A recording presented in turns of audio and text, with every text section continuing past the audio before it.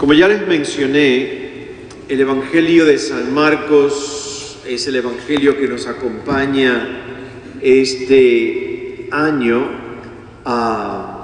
Es un Evangelio muy corto. Marcos va directo al grano, no idealiza, no romantiza nada, es fuerte, es crudo, tiene una fuerza propia San Marcos.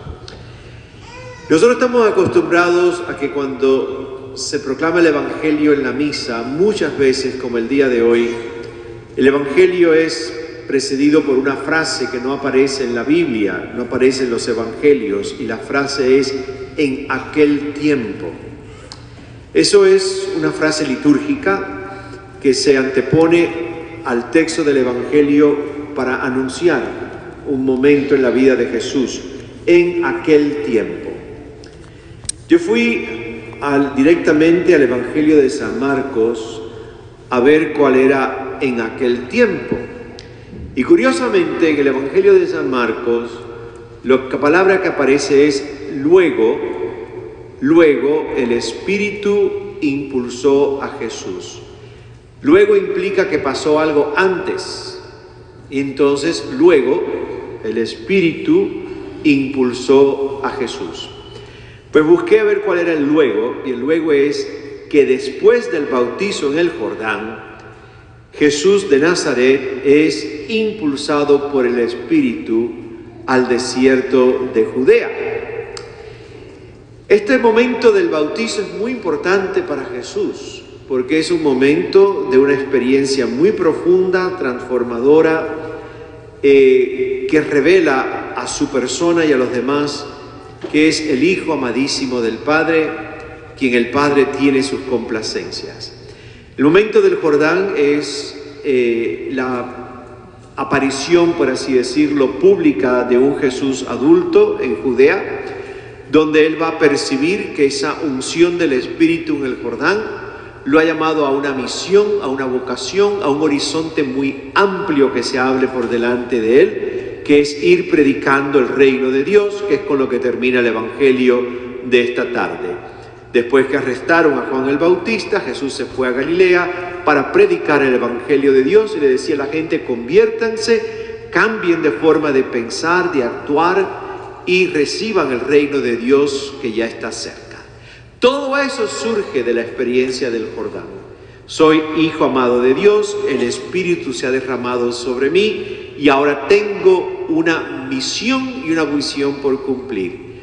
Luego de esa experiencia, el Espíritu impulsa a Jesús hacia el desierto. Pongo énfasis en impulsa a Jesús hacia el desierto, en el verbo impulsar, porque es único en Marcos. En Mateo y en Lucas no aparece el verbo impulsar. En Mateo y en Lucas dice: y el Espíritu guió a Jesús hacia el desierto. Hay una gran diferencia en decir que alguien te guía, que alguien te empuja, ¿verdad? Porque guiar implica de que hay alguien que va por delante de ti, te puede tomar de la mano y de mi mano con mucha suavidad y mucha delicadeza. Uno confía en ese guía.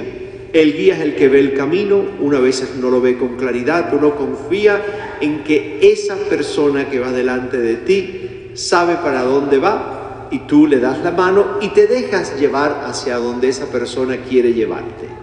Eso es lo que dice Mateo y Lucas que hizo el Espíritu con Jesús. Lo tomó de la mano y lo fue llevando al desierto de Judea. Marcos no dice eso, lo dicen Mateo y Lucas. Marcos dice que el Espíritu impulsó a Jesús hacia el desierto. Incluso hay otras traducciones que son más gráficas todavía, que dice el Espíritu lo empujó hacia el desierto. No es lo mismo que te guíen que te empujen.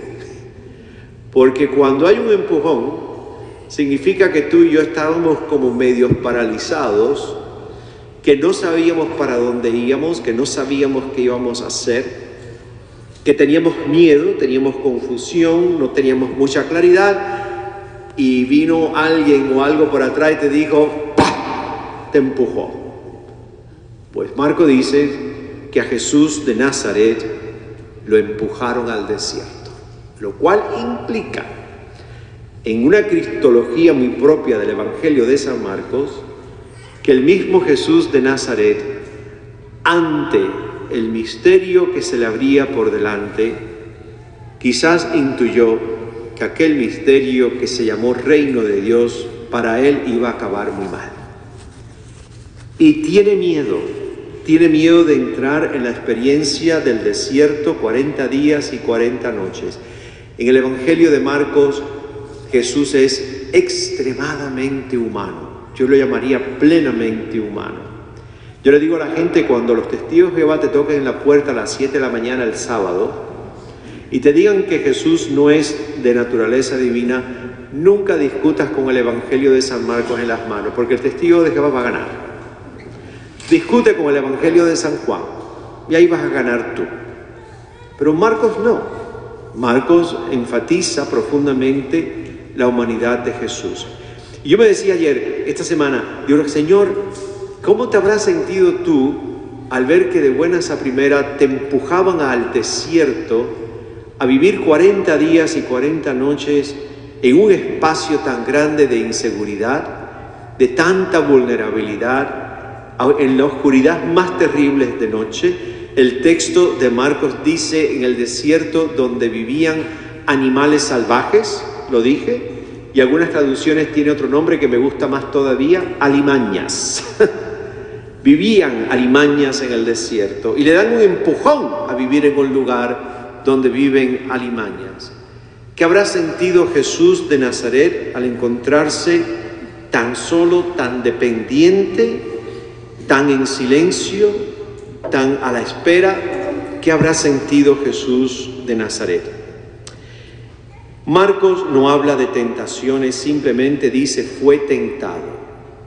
No habla de piedras en pan, no habla de tirarse de lo alto del templo, no habla de adorar al demonio. Marcos no dice nada, simplemente dice que Jesús, plenamente humano, el Espíritu lo tuvo que empujar para meterlo en el desierto de cabeza.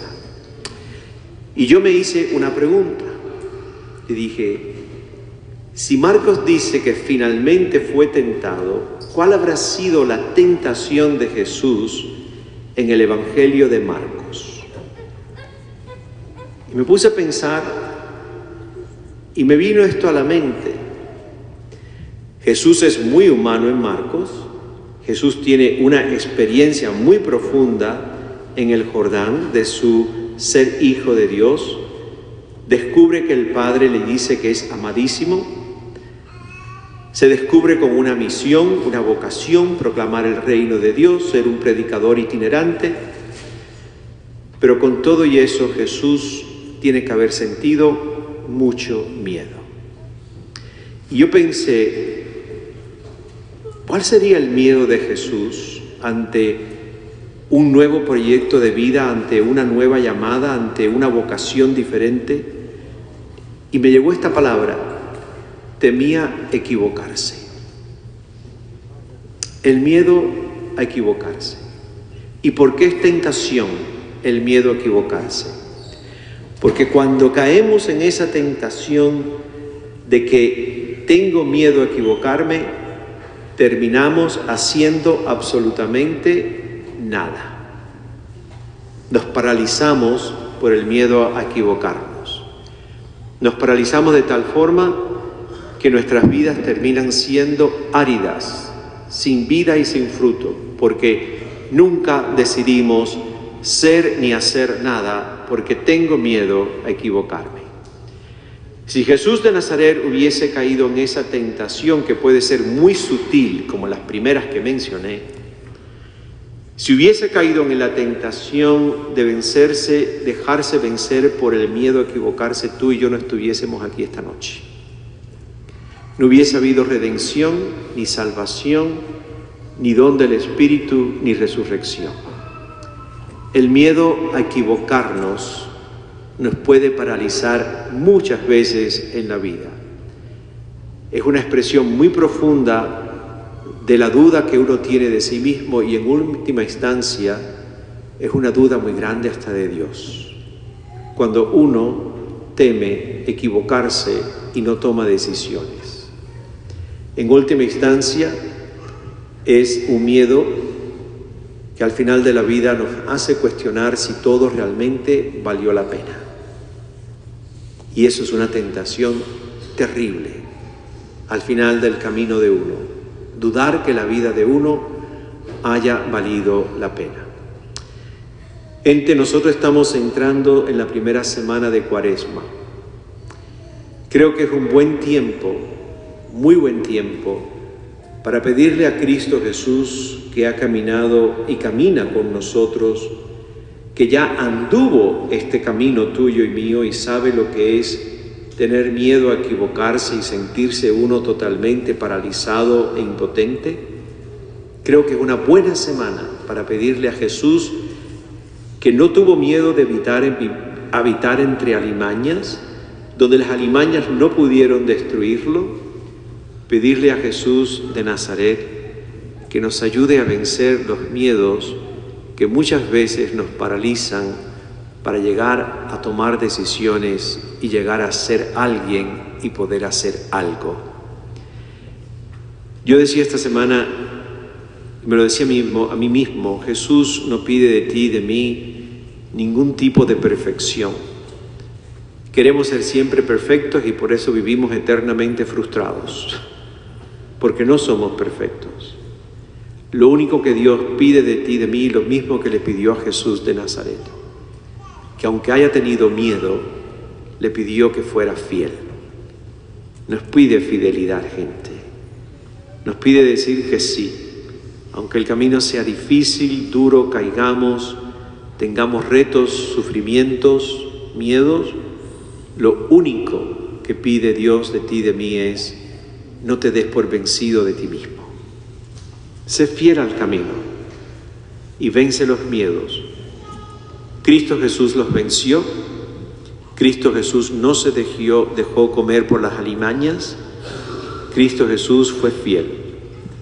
Pedimos esa gracia en esta primera semana de Cuaresma. Vencer el miedo a equivocarme, ser un hombre y una mujer que toma riesgo porque confía y cree, y porque Cristo ya caminó el camino que caminamos nosotros.